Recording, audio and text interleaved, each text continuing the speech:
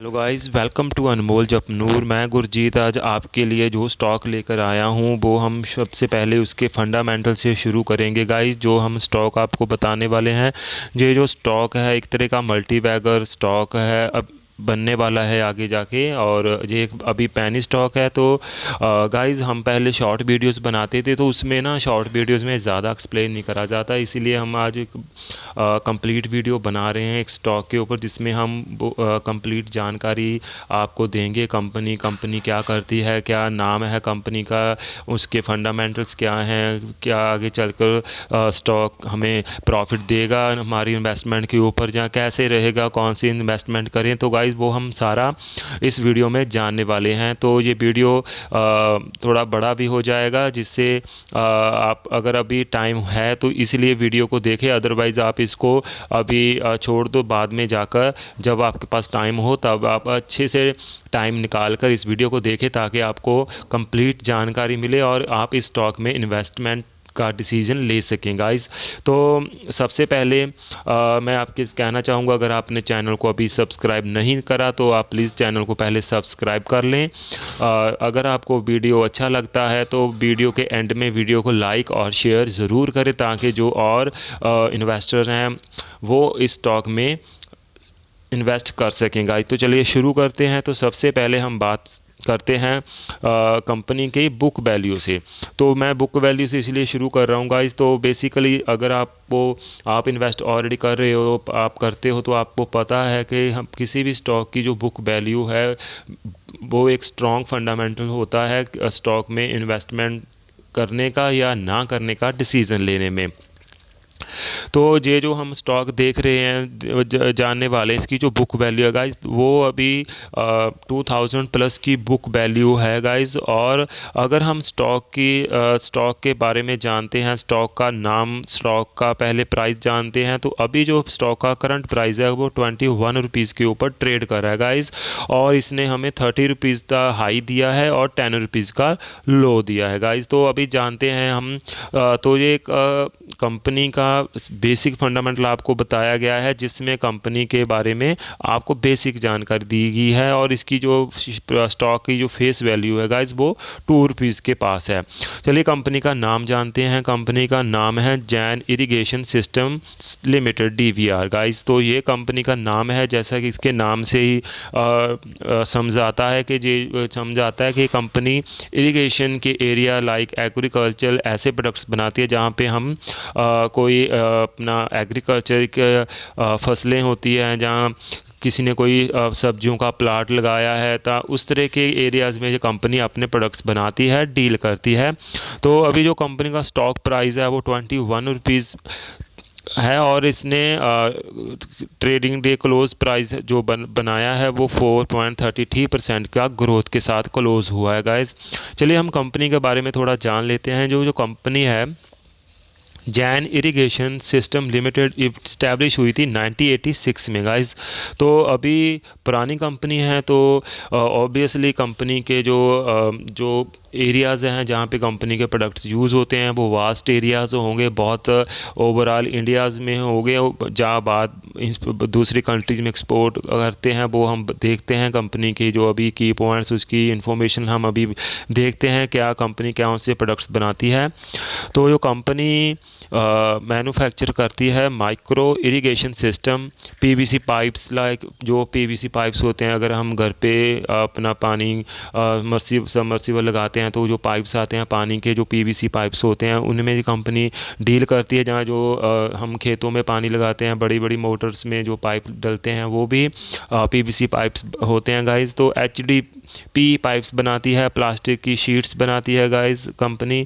Agro processed products बनाती है। Agro मतलब एग्रीकल्चर से रिलेटेड जो प्रोडक्ट्स होते हैं, लाइक कोई जैसे हम देखते हैं जो हमारे फार्मर्स होते हैं वो स्प्रे करते हैं, जहाँ कोई जो उनके इक्विपमेंट्स होते हैं जिनमें हम कोई भी पेस्टिसाइड्स जहाँ दवाइयाँ डालते हैं खेतों में, तो वो सारे प्रोडक्ट्स इस कैटेगरी में आ सकते हैं। और renewable energy solutions tissue culture plants बनाती है। इसमें डील करती है। जो हम प्लांट्स देखते हैं कि छोटे प्लांट्स होते हैं बट उनमें जो हमें आउटपुट फलों की मिलती है वो ज़्यादा होती है। मतलब छोटा प्लांट होता है, उसमें हमें प्लांट में से अच्छी जो फल होते हैं वो मिलते हैं। उस चीज़ में ये कंपनी एक्सपेरिमेंट्स करती है और अदर एग्रीकल्चर इनपुट्स करती है। इसमें कोई भी आ सकता है, जो भी एग्रीकल्चर से रिलेटेड कोई भी इक्विपमेंट हो या फिर कोई सीड्स हो या कोई भी ऐसा एक्सपेरिमेंट जहाँ जो सॉयल है उसकी जो जानकारी लेनी हो, वो सारी कंपनी ओवरऑल डील कर। तो अगर हम ओवरऑल बात करें तो जो ऑलमोस्ट कंपनी एग्रीकल्चर में 100% डील करती है, जो प्रोडक्ट्स बनाती है। तो ये थोड़ा सा अबाउट का, अगर हम इसके की पॉइंट की बात करते हैं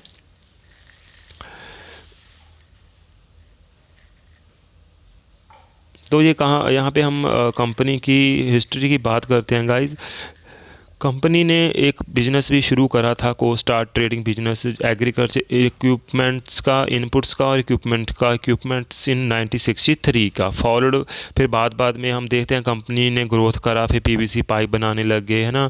उसके बाद टिश्यू कल्चर 1994 में इन्होंने अपना मतलब हम देख सकते हैं ग्रोथ करा है। तो ऐसा नहीं है कंपनी बनाई, कंपनी स्टैब्लिश हुई वहीं पर रुक गई, नहीं, इसने साथ साथ ग्रोथ करा है, अपने बिजनेस मॉडल को चेंजेस करे, अपने प्रोडक्ट्स को आगे आगे और उसमें ग्रोथ दी, जिससे कंपनी की जो इनकम है, प्रोडक्ट्स है, उन सभी में बढ़ोतरी हुई। अगर हम आगे की बात करते हैं इसकी मार्केट पोजीशन की गाइज, तो company second last micro irrigation company है ग्लोबली गाइज, मतलब पूरे वर्ल्ड में सेकंड लार्जेस्ट कंपनी है माइक्रो इरिगेशन में। और number 1 manufacture company micro irrigation system in India में है। मतलब इंडिया में कंपनी पहले नंबर पे है जो ये चीज़ अपने जो इरिगेशन से रिलेटेड प्रोडक्ट्स बनाती है। और largest manufacturers of mango pulp puree and concentration in the world. The second largest manufacturer of dehydrated onion is also India's largest manufacturer of polyethylene pipes, one of the 3 leading PVC pipe manufacturer, also world largest manufacturer of tissue culture banana plants। Like हमने पहले discuss करा था, company जैसे बनाना plants के tissue culture उनमें experiments करती है, बनाती है, जिनमें अच्छे ऐसे हमें प्रोडक्ट्स मिलते हैं। तो मोस्टली जैसे कि हमने पहले डिस्कस करा था, तो कंपनी एक तरह की ग्लोबली कंपनी है। अगर हम इसके की फीचर्स की बात करें तो ग्लोबली प्रेजेंस है कंपनी का, इंडिया में पहले नंबर पे आती है। और इसी तरीके से जो और प्रोडक्ट्स बनाती हैं उनमें भी इंडिया के में लार्जेस्ट मैन्युफैक्चरर कंपनी है। तो एक अच्छी कंपनी है, 3 लीडिंग पाइप मैन्युफैक्चर भी कंपनी है और वर्ल्ड में लार्जेस्ट मैन्युफैक्चर है टिश्यू कल्चर बनाना प्लांट्स का। मतलब कंपनी के जो प्रोडक्ट्स हैं वो अच्छे हैं, बढ़ते जा रहे हैं, एक्सपेरिमेंटल कंपनी कर रही है। अगर हम कंपनी की मैन्युफैक्चर फैसिलिटीज़ की बात करें तो 33 मैन्युफैक्चरिंग प्लांट्स हैं कंपनी के, जो 4 कॉन्टिनेंट्स में फैले हुए हैं गाइज। तो इसी तरीके से हम कंपनी के प्रोडक्ट्स की बात कर लेते हैं यहाँ पे। तो जो कंपनी के प्रोडक्ट्स हैं तो उनमें सबसे पहले ड्रिप इरिगेशन सिस्टम गाइस, आपने देखा होगा ना, खेतों में लगा होता है वो पानी अपने हम पार्क्स में भी देखते हैं, वो ड्रिप पानी जाता है अपने आप, वो रोटेट होता रहता है। ऐसे जो हम एग्रीकल्चर में भी ये यूज़ करते हैं टेक्निक, जिससे पानी ज़्यादा वेस्ट नहीं होता, प्रॉपर एरिया जहाँ पे जितनी ज़रूरत है उतना चला जाता है। ये भी सिंप्लिकल प्रोडक्टेड भी इरिगेशन है, वो सिमिलर रेनफॉल की तरह ही है। मतलब जितनी ज़रूरत होती है उतना ही पानी, जैसे आपने देखा होगा वो एक वाइट शेल्टर से लगे होते हैं, उनमें पीछे वो जो फार्मर्स हैं वो जो वेजिटेबल्स है वो लगाते हैं, तो वहाँ पे इस तरीके का स्प्रिंकलर प्रोडक्टर यूज़ कर सकते हैं जो सिमिलरली रेनफॉल की तरह होता है स्प्रिंकलर। और इसी तरीके से नर्सरी टिश्यू कल्चर, जिसमें ये एक्सपेरिमेंट करते हैं कि किस तरीके के हम जो एक अपना कोई भी जो फल देने वाला पौधा है वो ग्रोथ करे और जल्दी ग्रोथ करे, और हमें कितने अच्छे और मतलब छोटे कम टाइम में अच्छे जो उसकी आउटपुट है, जो हम फल देखते हैं वो हमें मिल जाते हैं। लाइक आपने देखा होगा कई बार छोटे मैंगोज़ होते हैं, अपने जो नींबू का होता है वो छोटे छोटे होते हैं, हम गमलों में लगाते हैं, लेकिन उनमें हमें ज़्यादा ग्रोथ बड़े नहीं होते, लेकिन वो छोटे होते हुए साथ साथ हमें फल देने लगते हैं। तो इस तरीके ये कंपनी एक्सपेरिमेंट्स बनाती है, करती है। और अगर हम बात करें इसके डिस्ट्रीब्यूशनल नेटवर्क्स की, तो कंपनी के पास 11,000 plus 11 lakh plus 1 lakh plus से ऊपर के डीलर्स हैं जो ग्लोबली फैले हुए हैं। तो गाइस अब बात करते हैं हम कंपनी के बिजनेस सेगमेंट की। तो बिजनेस सेगमेंट में guys high tech agri product input products की जो 56 की फाइनेंशियल ईयर में ग्रोथ हुई है, और यही फाइनेंशियल ईयर 18 में 52% थी, मतलब 4% की बढ़ोतरी हुई है। प्लास्टिक डिवीज़न में कंपनी ने जो फाइनेंशियल ईयर 2001 का Q3 70% का ग्रोथ करा था, लेकिन फाइनेंशियल ईयर 18 में कंपनी की वो ग्रोथ 25% की थी। अगर हम एग्रो प्रोसेसिंग डिवीज़न की बात करते हैं तो गाइस ये 20% का ग्रोथ था Q3 फाइनेंशियल ईयर 21 में, और यही फाइनेंशियल ईयर 18 में 20% था, और इसमें 5% की बढ़ोतरी हुई है। अगर हम ग्राफिकल सूट की बात करें कंपनी कहाँ तक फैली हुई है, तो अब बात स्प्लिट की, तो कंपनी जो स्प्लिट हुई है, कंपनी ग्रोथ है, मतलब जैसा कि हमने पहले जाना था कंपनी ग्लोबली अपनी प्रेजेंस रखती है, ग्लोबली प्रोडक्ट भेजती है। तो इंडिया में 34% है, जिसमें इसने फाइनेंशियल ईयर 20 में 34% का ग्रोथ करा, और जो कि फाइनेंशियल ईयर 18 में 53% का, वो जैसे कोरोना आ गया था ना, तो उस टाइम उस वजह से ये थोड़ा काफ़ी कम हुआ है, थोड़ा नहीं है, काफ़ी कम है, लेकिन ये कंपनी धीरे धीरे कवर कर रही है। उसी तरीके से नॉर्थ अमेरिका में फाइनेंशियल ईयर 20 में 33% था, और फाइनेंशियल ईयर 18 में वो 17% था, जो कि बड़ा है। इसी तरीके यूरोप में 25% फाइनेंशियल ईयर 20 में, जो कि 16% था फाइनेंशियल ईयर 18 में, ये भी बड़ा है। और अदर कंट्रीज़ में जो कि कंपनी का ग्रोथ था वो फाइनेंशियल ईयर 20 में 8% का था, जो कि फाइनेंशियल ईयर 18 में वो 14% का, ये तो कम हुआ है। 21 इसी तरीके से कंपनी ने अपना जो डेट था वो भी कम करा है गाइस। तो कंपनी की सब्सिडीज़ भी हैं, जैन इंटरनेशनल ट्रेडिंग वीवी, जो कि 200 मिलियन की कंपनी है गाइस। तो अगर हम इसी तरीके से ऑर्डर्स की बात करते हैं, तो हाईटेक जो ऑर्डर्स हुए हैं फाइनेंशियल ईयर के Q3 2021 में, जो वो 25+ करोड़ के थे, और जो प्लास्टिक के थे वो 689 करोड़ के थे। एग्रो फूड जो प्रोडक्ट्स थे वो 894 करोड़ के थे, जो उसके ऑर्डर बुक हुए हैं टोटल।